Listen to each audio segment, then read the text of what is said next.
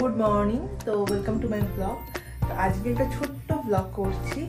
এটা কোনো ট্রিপ কিন্তু নয়, এটা একটা জাস্ট কায়ের জন্য আমরা বিষ্ণুপুরে যাচ্ছি একদিনের জন্য।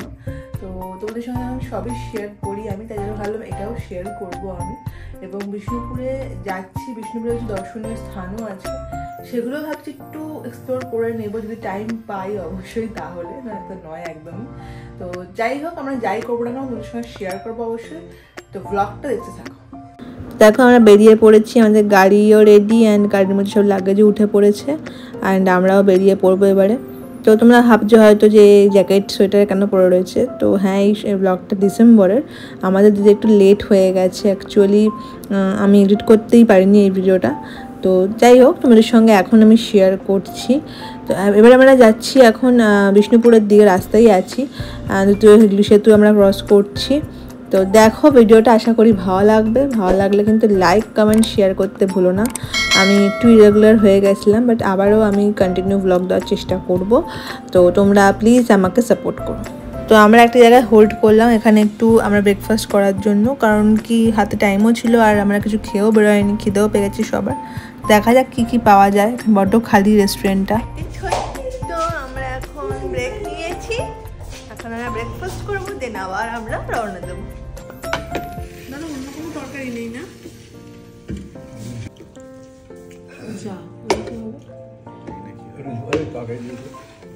তো আমরা অতি কষ্টে এই জঘন্য খাবারটা খেলাম। তোমরা দেখে বুঝতেই পারলে তরকারিটা পুরো একদম লঙ্কার গুঁড়োর ঝোল আর কয়েকটা ছিদ্র ছিদ্র আলুর টুকরা, 2-3টে মটর, এই ছিল তরকারিটার মধ্যে। মানে খুবই বাজে লাগলো খাবারটা, আর খেয়ে প্রচণ্ড মনে হচ্ছে একটা বুক জ্বালা করছে।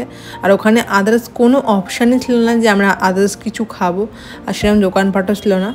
তো যাই হোক, আমরা জয়পুর ফরেস্ট হয়ে কিন্তু বিষ্ণুপুরে যাচ্ছি। তো আশা করি ঠিক হয়ে যাবে শরীরটা। বিষ্ণুপুরে ঢুকে গেছি আমরা, এখানে আস্তে আস্তে আমরা হোটেলের দিকে এখন যাচ্ছি, বাট হোটেল আমাদের বুক আগেই করা ছিল। এই হচ্ছে আমাদের হোটেল অন্নপূর্ণা। তো আমরা যেই পারপাসে বিষ্ণুপুরে এসেছি, সেই পারপাসটার জন্য আমাদের একটা সেই অঞ্চলে থাকাটা খুব দরকার ছিল। আমরা কোনো রকম ঘুরতে এখানে আসিনি, তাই জন্য সেই জায়গায় যেটা অ্যাভেলেবেল ছিল যেই হোটেলটা, সেখানেই আমরা কিন্তু থাকছি। এটা একটু কস্টলি হোটেল, বাট হোটেলটা খুবই সুন্দর। অবশ্যই যেরকম টাকা নিচ্ছে সেরকম তাদের সার্ভিস দিয়েছে, আর রুমও সেরকম, দেখতেই পাচ্ছ তোমার রুমটা কতটা সুন্দর রুম দিয়েছে আমাদেরকে, নিট অ্যান্ড ক্লিন। তো যাই হোক, এখানকার সব কিছু ওদের সঙ্গে শেয়ার করছি। মিনি ফ্রিজ থেকে শুরু করে স্টাডি টেবিল সবই এখানে ব্যবস্থা দিয়েছে আমাদের রুমে।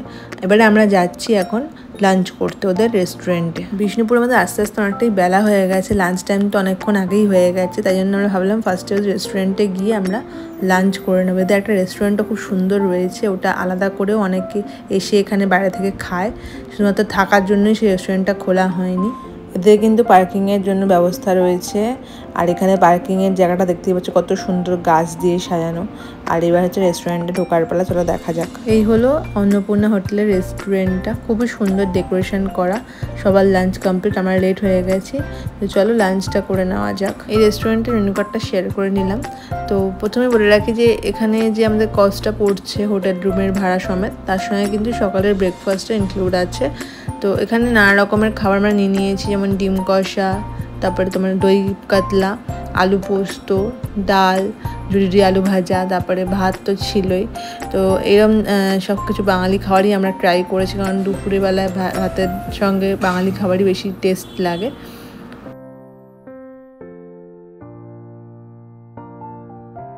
সত্যি বলতে কিন্তু প্রতিটা খাবারই খুবই টেস্টি। আর দেখো সবাই এখানে খাওয়া দাওয়া করছে, আমরা খুব এনজয় করে খাচ্ছি। আশা করি তোমাদেরও ভিডিওটা ভালো লাগছে। এবারে ডিম কষা দেওয়া হচ্ছে আমাকে, এক এক করে সবই খেয়েছি, দারুণ খাবার দাবার। তো চলো এবার একটু তোমাদের এখানকার ডেকোরেশনগুলো দেখাই আমরা। এই কাজগুলো হচ্ছে বিষ্ণুপুরের ঐতিহ্য, দেখতেই পাচ্ছ খুব সুন্দর মোটিভগুলো করা হয়েছে। এরকম আরও অনেক কিছু এখানে ছিল। তো দেখতেই পেলে আমরা কিন্তু ভালোভাবে লাঞ্চটা কমপ্লিট করলাম। তো এবারে আমাদের যে মেন উদ্দেশ্য এখানে আসে, মানে সকালেই বলিনি কী কারণে এখানে আসছি, আমরা একটু এখানে শাড়ি কিনতে এসেছি। বিষ্ণুপুরি সিল্কের কথা সবাই জানো, আর এখানকার যে অনেক কাজ, হ্যাঁ কাজ যেগুলো আছে ওইগুলো তো তোমরা জানোই কতটা ফেমাস। তো স্পেশাল রেঞ্জও খুব হাই হয়, হ্যাঁ, আর স্পেশাল কিছু অকেশন তো সামনে আসছে। তো আস্তে আস্তে সবই রিভিল করবো আস্তে আস্তে। তো আপাতত এই শাড়িগুলো একটু দেখতে যাচ্ছি, আর একটু সামনে না দর্শনীয় স্থানও আছে। তো ওগুলো এখন দেখবো না কালকে দেখবো এটা তো ঠিক নেই এখনো, দেখা যাক, জাস্ট দেখবো, নদীর সঙ্গে শেয়ার করবো আমি। হোটেলটির মধ্যে কিন্তু এরকম অনেক গাছগাছালি, সুন্দর ফ্লাওয়ার্সের বাগান আছে, যেগুলো কিন্তু এই হোটেলটিকে আরও সুন্দর করে তুলেছে। দেখো কত সুন্দর সুন্দর ফুল এখানে রয়েছে, যেগুলো দেখে আমার মায়ের খুব স্পেশালি পছন্দ হয়েছে, কারণ আমার মা গাছ করতে খুব পছন্দ করে, আর সেগুলো দেখেই আমরা খুব আনন্দ পাচ্ছি। তো চলো আর বেরোনো যাক। বিষ্ণুপুর হলো যা তার সমৃদ্ধ বস্ত্র ঐতিহ্যের জন্য খুবই পরিচিত। বালুচরী এবং স্বর্ণচরী উভয় শাড়িরই উৎপত্তি স্থল। সেই বালুচরী এবং স্বর্ণচরী শাড়ি কিনতেই কিন্তু আমরা বিষ্ণুপুরে এসেছি। চলো দেখা যাক কোন দোকান থেকে আমরা কিনি। হ্যাঁ, তোমরা অনেকেই জানো আমাদের শাড়ির ব্যবসা আছে হোলসেলের, তাই জন্য আমরা একটা হোলসেল ঘরই খুলে নেবো তার জন্য। তো অবশ্যই এসছি অরুণ দে নামক একজন হোলসেলারের কাছে, আমরা ভিডিও দেখে তার এখানে এসছি, আর কালেকশন খুবই সুন্দর। চলো সেই শাড়িরই কালেকশন দেখাবো তোমাদেরকে, এবং আমরাও দেখবো এবং কিনবো।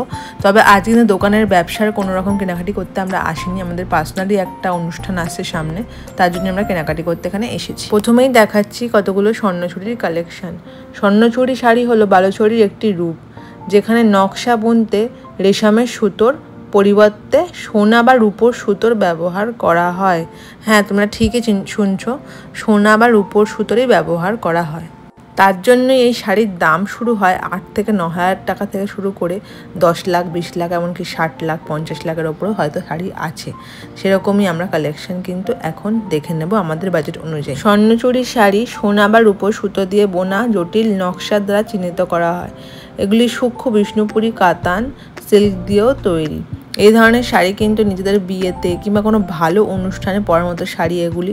দেখতেই পাচ্ছ কত কালার কম্বিনেশনগুলো সুন্দর, ডুয়েল টোনের মধ্যে, আর ভীষণ গ্লজি শাড়ি, খুব সুন্দর। আমার তো ভীষণ ভালো লাগছে প্রথমবার স্বর্ণচুরি বালুচুরি এসব শাড়িগুলো চোখের সামনে দেখে, কারণ আমাদের কলকাতার বা পশ্চিমবঙ্গের আরও কোনো জায়গায় এই ধরনের শাড়িগুলো কিন্তু দেখতে পাওয়া যায় না, যেগুলো একদমই আসল সিল্ক মার্ক দেওয়া এই শাড়িগুলি। আর গ্লেজ দেখতে পাচ্ছ, তাই জন্যই বলা হয় সোনা রং রূপোর সুতোর কাজ এগুলো।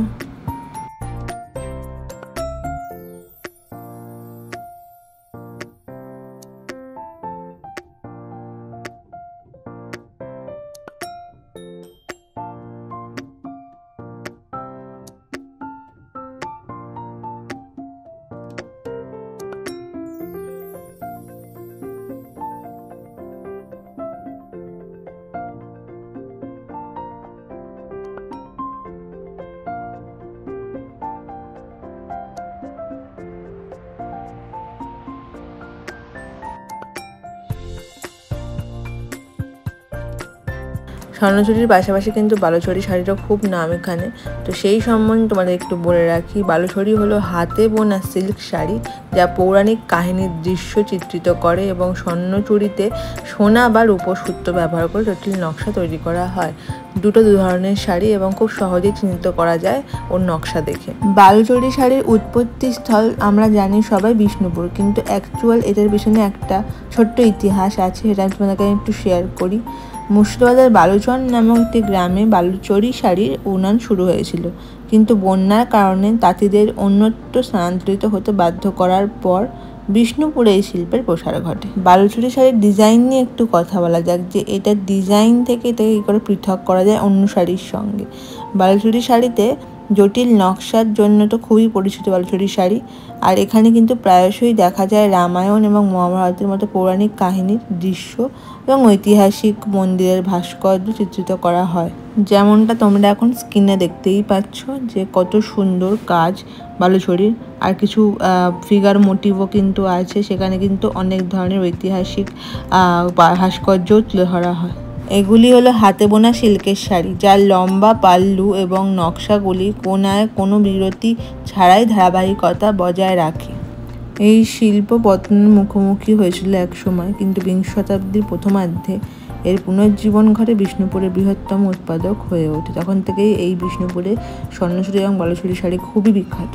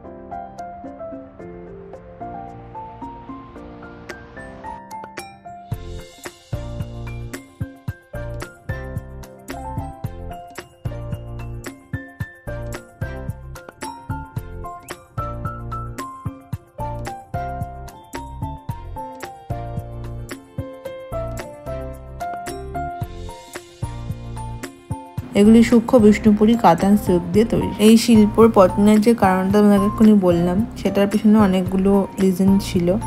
শিল্পায়ন এবং পরবর্তীতে এটা ফ্যাশন সেন্সটা আমাদের পরিবর্তিত হওয়ার ফলে বিংশ শতাব্দীর মাঝামাঝি সময়ে বালুচরী শাড়ির পতন ঘটে। কিন্তু সরকার, এনজিও এবং ব্যক্তিগত পৃষ্ঠপোষকদের চেষ্টার ফলে এই সূক্ষ্ম শিল্পের পুনর্জীবন ঘটে এবং এখনও কিন্তু বালুচরী এবং স্বর্ণচুরির শাড়ির প্রচুর পরিমাণে ডিমান্ড আছে এবং সেগুলো প্রচুর টাকাতেও বিক্রি হয়। আর আসল স্বর্ণচুরি বালুচরী শাড়ি কিন্তু আমরা বিষ্ণুপুরেই পাবে। কলকাতা আমি জানি না কত কি দোকানে পাওয়া যায়, আমার চোখে তো এখন অবধি পড়েনি। এই শাড়ি যথেষ্ট ঐতিহ্য রয়েছে আমাদের বাংলায়। তো আমার মনে হয় বিষ্ণুপুরে এসে একবার এই ধরনের শাড়িগুলো তোমার চোখের সামনে দেখলে আরও ভালো করে তোমরা এর গুণাগুণটি বুঝতে পারবে। যেমন ফোনে অতটা বোঝা যায় কিনা আমি জানি না, কিন্তু এর কালার টোন, ডুয়াল টোন কালারের যে সংমিশ্রণ, সেগুলো এত সুন্দর, চোখে না দেখলে তোমরা বিশ্বাস করবে না। আমাদের সবারই ইচ্ছা ছিল যে একটা করে স্বর্ণচুরি বা বালুচরী আমরা শাড়ি নেব, তার জন্যই বিষ্ণুপুরে আসা। আর এই শাড়িগুলো অবশ্যই স্পেশাল অকেশনের জন্য যাতে জীবনে একবার আসে, তার জন্যই আমরা এসছি এখানে। আর এই শাড়ির তো কি বলবো, আর মানে বলার ভাষা নেই, এত সুন্দর সুন্দর শাড়ি। এই শাড়ির মান শুধু আমাদের বাংলায় নয়, বাংলার বাইরেও প্রচুর, বিদেশেও প্রচুর ডেলিভারি হয় এইসব শাড়ি, ওখানেও এর মান কিন্তু অনেকই পাওয়া যায়। তো এটা হচ্ছে আমাদের বাংলার ঐতিহ্য। এইসব শাড়ি কিন্তু সত্যি বলতে বাংলা ছাড়া কোথাওই পাওয়া যাবে না। আমরা অনেকগুলো শাড়ি কিনেছি, বাট এখন কিছুই শেয়ার করলাম না, পরে যখন পরবো তোমার সঙ্গে শেয়ার করব। দেখো এখানে 4 ধরনের রেশমের কোয়ালিটিরও জিনিসটা লেখা আছে, সেটা তোমাদেরকে দেখালাম জাস্ট। আর সব কটা শাড়ির সঙ্গে কিন্তু সিল্ক মার্ক আমাদেরকে প্রোভাইড করা হয়েছিল। তো চলো এবার বেরোনো যাক, আমাদের তো কেনাকাটি পুরো হয়ে গেছে। শাড়িগুলো খুব সুন্দর, মনটা পুরো ভরে গেল শাড়িগুলো কেনার পরে। তো এবারে যাচ্ছি আমরা হোটেলের দিকে।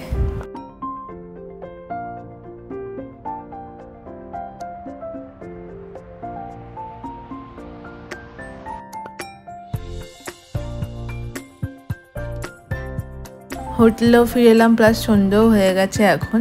তো আমরা একটু ভাবলাম আশেপাশেটা ঘুরে একটু দেখি। আমরা শাড়িগুলো সব হোটেলের রুমে রেখে তারপরে আমরা বেরোলাম। আর খাওয়া দাওয়ার খুব একটা ইচ্ছা ছিল না, কারণ কি পেট ফুল ছিল, আমরা লাঞ্চটা অনেকটাই বেলা করে করেছি।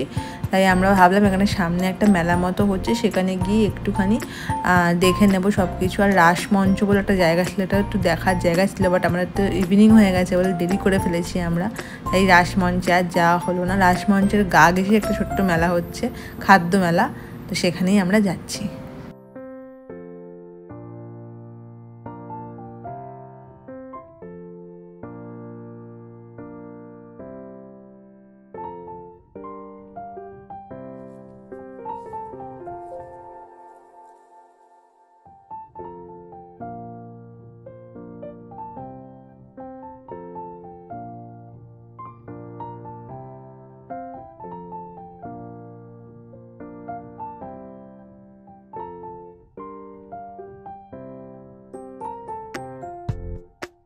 এই খাদ্য মেলায় অনেক ধরনেরই খাবার পাওয়া যাচ্ছিলো। দেখো সরভাজা, সরপুরিয়া, কৃষ্ণনগরের ফেমাস, সেগুলো এখানে এসেছে। সব জায়গার ফেমাস খাবারগুলো এখানে এসেছিলো, বাট আমরা কিছুই খাইনি। আর শীত যেহেতু ছিল শুধু পিঠেপুলিও বিক্রি হচ্ছিলো।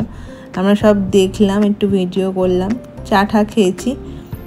তো এবারে আমরা হোটেলেই ফিরে যাব, কারণ আজকের দিন আর কিছুই করার নেই আমাদের। দেখা যাক কালকের কিছু আমরা ঘুরতে ফুরতে পারি কিনা।